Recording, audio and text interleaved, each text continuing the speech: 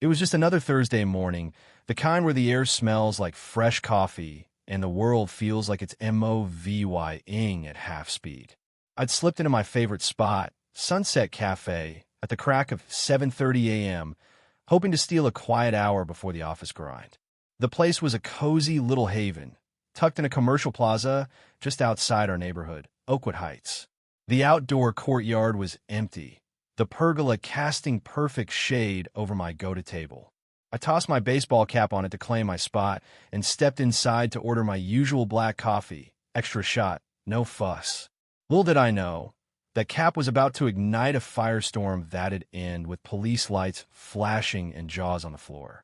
As I waited at the counter, sipping the steam off my coffee, I caught sight of Margaret Hensley storming in. If you lived in Oakwood, you knew Margaret. She was the iron-fisted queen of our HOA, the kind of person who'd fine you for a mailbox tilting half an inch off-center. She'd already nailed me twice, once for Leah VYing my trash, out an hour past pickup, and another time when my lawn grew a smidge too wild during a week of rain. Her athleisure getup screamed money, from the designer yoga pants to the jacket that probably cost more than my rent. But Sunset Cafe? It wasn't her turf. It sat 2 blocks outside Oakwood's boundaries, a fact I figured she'd overlooked. Margaret's eyes locked onto my cap like it was a bomb on her precious table. She marched over, snatched it up, and held it like EVY Denke in a crime scene. "Excuse me," I called, VYing through the empty tables with my coffee in hand. "That's my cap. I was just grabbing my drink." Her head snapped toward me, her face twisted with disgust. "This isn't how CIVY Liz people behave," she spat. "You don't reserve saw tables with a hat. This isn't some Vegas pool party." I forced a smile, keeping my cool. "Morning, Margaret." I was gone for like a minute. "Cafe's empty. Plenty of tables to go around."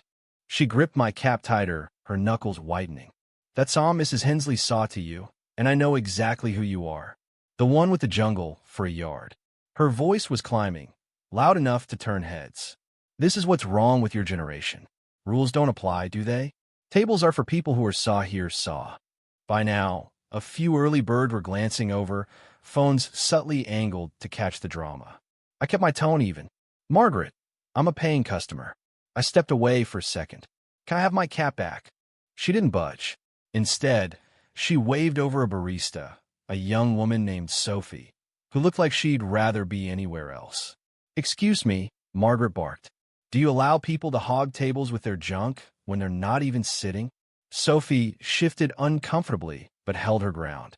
"Sir, is this your cap?" I nodded. "We don't mind if someone holds a table while ordering, especially when it's quiet like now," she said. "Reasonable, right?" Not to Margaret. Her face turned beet red, and she whipped out her phone, snapping pictures of my cap, the table, and at me. "I'm documenting this," she declared, like she was building a case for the Supreme Court. "The Oakwood HOA will hear about this disgraceful VY, or it reflects poorly on our community." I couldn't help but laugh. "Margaret, this place isn't even in Oakwood. The HOA's got no say here." Her eyes narrowed, but I caught a flicker of doubt. "That saw Mrs. Hensley saw," she snapped. "And conduct unbecoming an Oakwood resident is always saw under VYEW, no matter where it happens." The cafe was filling up now, and the VYB was shifting from curious to tense. An older guy at a nearby table leaned over, not bothering to lower his voice. "Is that the HOA tyrant everyone's always griping about?" A few folks chuckled, and Margaret's head whipped toward him. "And who saw you saw?" she hissed. "Another slob who thinks decency's optional." She raised her phone again, snapping his picture without a shred of permission. The old guy's face hardened. "Ma'am, I don't appreciate that. Taking my photo without consent? That's illegal. I have every right to document public disturbances." Margaret shouted, but her voice was starting to crack. She was losing her grip, and she knew it. "Where's the manager?" "I demand the manager saw." Sophie had already ducked into the back, and out came the VYD, a calm, no-nonsense guy in his 40s. "I'm the VYD, the manager. What's the problem?" Before I could get a word in, Margaret launched into a wild tale, painting me as some table-hoarding VY lane who'd created a hostile NVY environment. The VYD turned to me, unfazed. "Sir, your cap."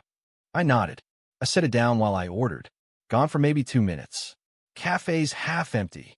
The VYD shrugged. "That's fine. We've got no issue with holding a table during a slow period." Margaret's jaw dropped. "This is outrageous, Saw. You're encouraging selfishness. What if I wanted that table?" The VYD didn't miss a beat. "Then you could have asked politely to share or switch. But you escalated this instead of acting like an adult. That was the match that lit the fuse." Margaret slammed my cap onto the ground, stomped toward the VYD, and jabbed a finger at his chest. "How dare you? Do you know who I am? I'll have this dump boycotted by all of Oakwood with one email." The VYD stepped back, his voice firm. "Ma'am, lower your voice or I'll have to ask you to leave." Margaret's eyes blazed. "I'm being discriminated against. I'll sue this place for harassment." She started filming again, spinning like a tornado, capturing every patron's face despite their protests. A mom with kids bolted for the door. Sophie was on the phone now, whispering urgently, her eyes darting toward Margaret's meltdown. The VYD tried one last time. "Mrs. Hensley, stop recording. You're disturbing everyone. Leave, or I'll make you leave. I will not be silenced." Margaret roared, addressing the cafe like she was on a soapbox. "This is what's wrong with the world, no respect for rules or authority." That's when the cops walked in. 2 officers, a woman with a no-nonsense stare and an older guy with salt and pepper hair, stepped into the chaos. Margaret didn't even notice them at first, still ranting about community standards and threatening the VYD's job. The female officer cleared her throat.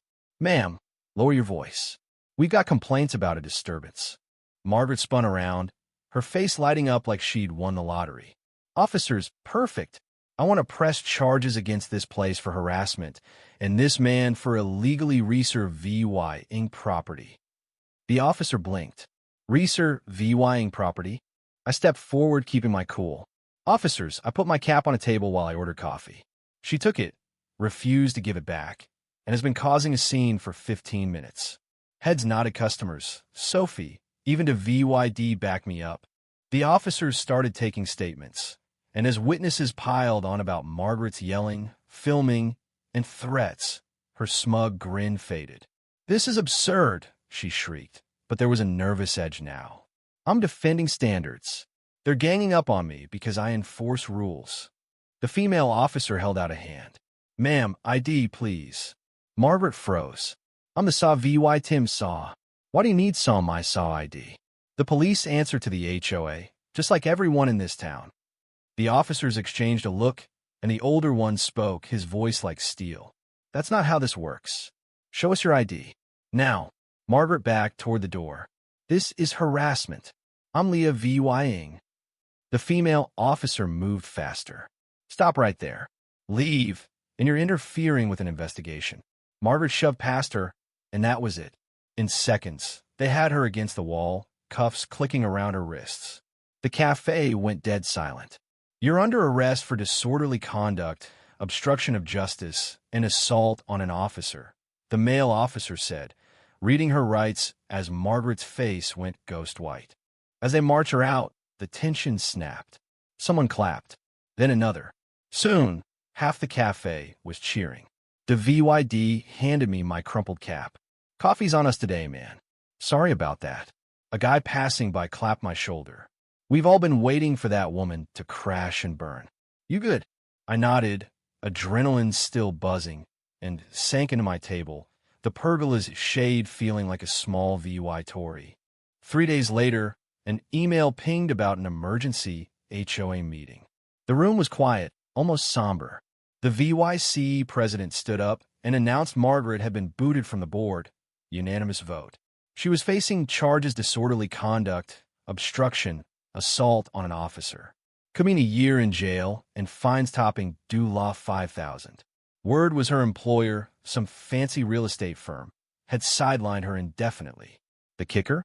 Her neighbor saw her that morning, bawling on her pristine porch, Clutching an HOA violation notice someone had slipped in her mailbox for public disturbance detrimental to property values. Poetic, right? So what do you think? Was Margaret just a stickler for rules who went too far, or a power-hungry bully who finally got what she deserved? Should HOAs even have this much sway over people's lives? And that violation notice Betty revenge or a taste of her own medicine? Drop your thoughts below. Hit that like button if you're Team Sunset Cafe, and subscribe for more wild stories like this one.